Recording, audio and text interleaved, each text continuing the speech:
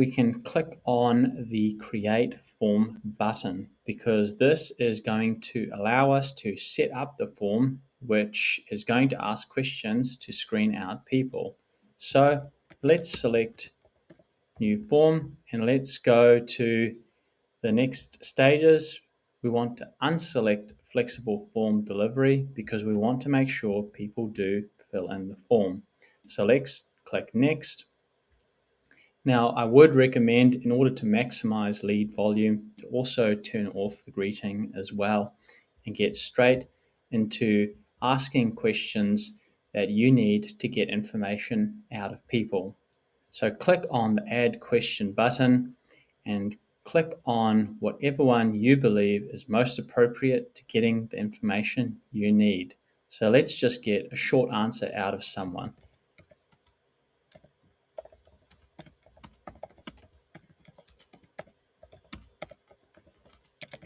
So I'm asking an appropriate question and I want to make sure that I get a proper answer. So I'm going to require someone has at least 50 characters in their answer and no more than 100 so that we can get a suitable answer.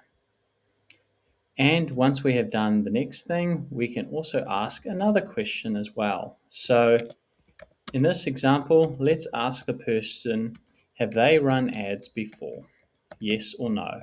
This will be a good indication as to whether or not this person has seen success or is unsure, and it helps us improve overall closing because we can customize the proposal to suit their responses.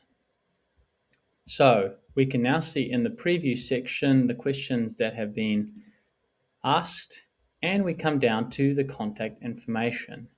Don't forget to enter in the message and make sure that it is appropriate about where it will be shared and stored.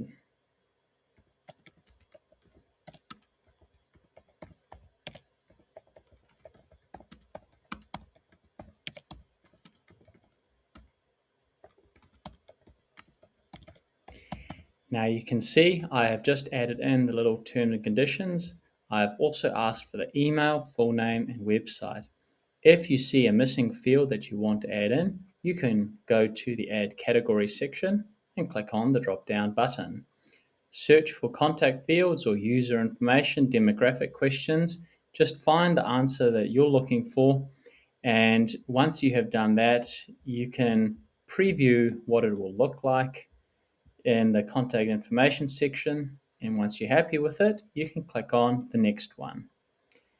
From here, we simply want to add in the privacy policy, which is a very important part of making sure that the form ads can be accepted in a timely manner and published live. So I'm just going to add in my website privacy policy link, which you can do as well for your business. Once that has been done, click on Next, and we've got an automatically generated response here, and we want to just make sure as well that we have a place which people can go to, which here is visiting the website. So let's click on Create Form, and this is now going to set up the brand new form that we are after.